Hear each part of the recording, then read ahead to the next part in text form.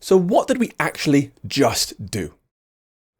Well, we want a way for users to add items from a menu to their order. And we also want a way to show all the items from their order in one screen.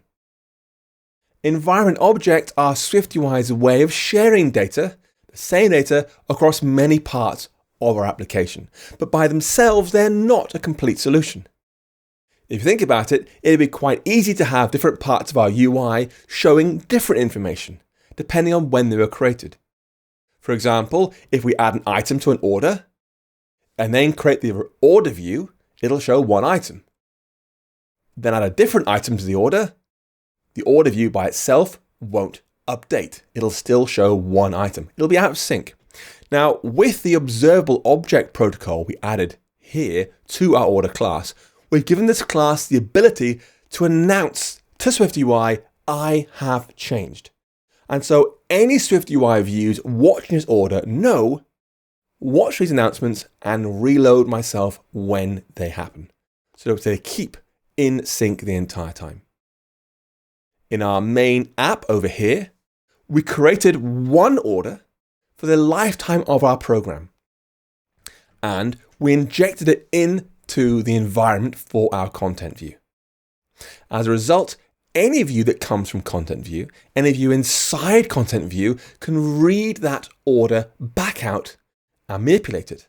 And it's shared. So as they change it, it'll change elsewhere too. Now we want to add items to our order from the detail view.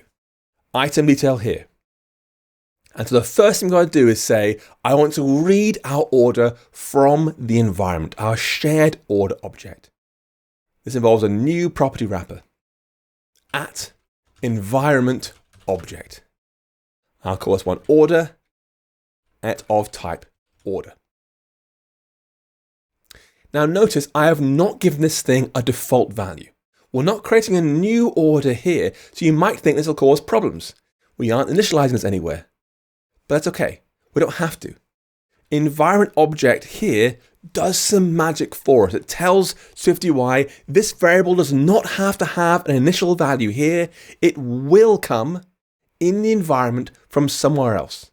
Some other view or our app has made this object and put it in our environment by the time this view is being created.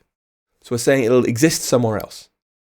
And so by the time this view is shown, SwiftUI will look in the environment and say, hey, do you have an order object? Oh, you do. Brilliant. Use that for this property.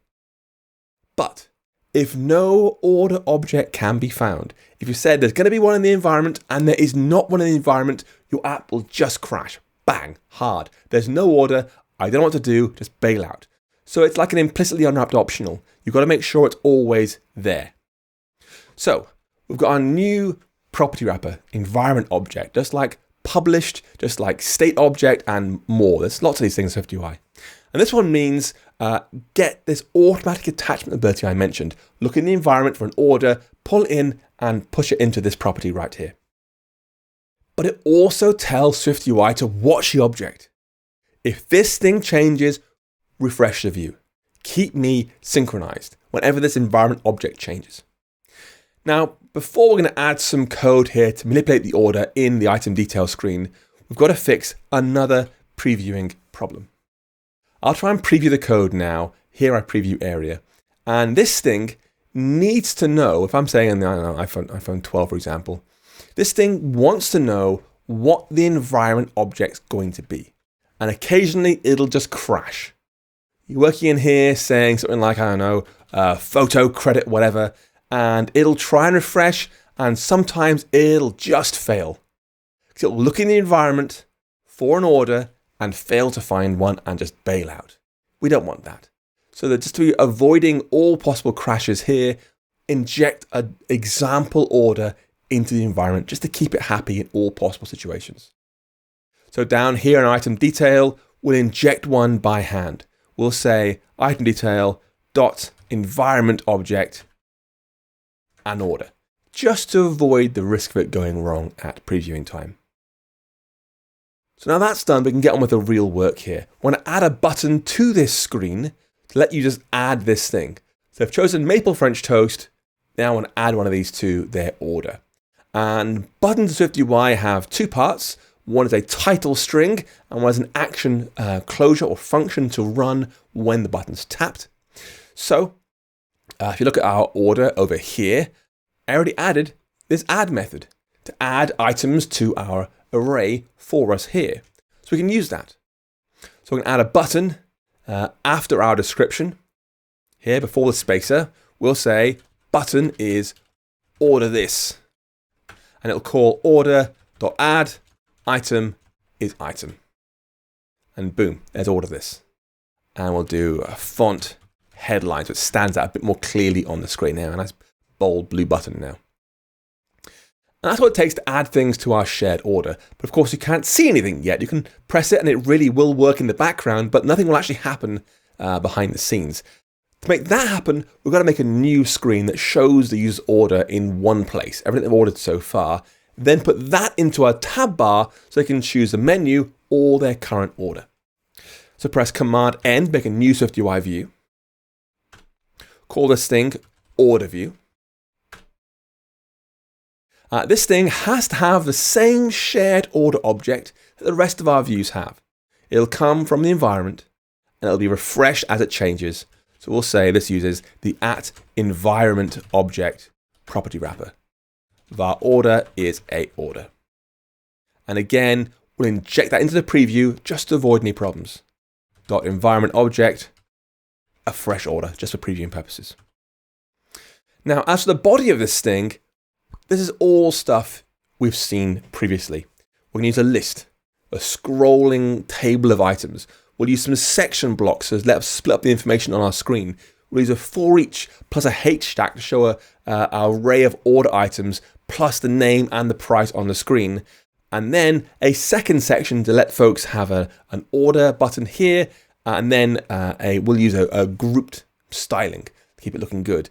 Well, this time we'll use a slightly different grouping styling called inset grouped. It's a bit more modern. Looks better in this place, I think. But it's entirely down to you. Anyway, let's give that a try. There's our environment object already. We'll say there is in the body, we'll do a navigation view. There's a new one of these things here. It's a different tab. It won't share the same nav view as the other tab. There's a list inside there with a section. Then for each order.items, item in. And for each one of these things, we'll draw a H stack. Text item.name, item.name, then a spacer, then text. Let's do $item.price. Let's play by the preview so you can see how it looks. It should be pretty empty, in fact, because there's no actual items in our empty order, of course. As our first section, add a second section down here, which is going to be section navigation link destination text of checkout, then text place order. Boom. Now, after the end of the list, so this list closing braces here, I'm going to add a navigation title of order and a list style of that other grouping list style, inset grouped list style. Boom, like that. That's how it looks. Slightly different to the group style, just pulling in from the edges a little bit. So we're going to come back to this shortly, but first I want to make sure it's actually working by making it available inside our main UI. And this is where we want to introduce a tab bar so you can choose either the menu or their order.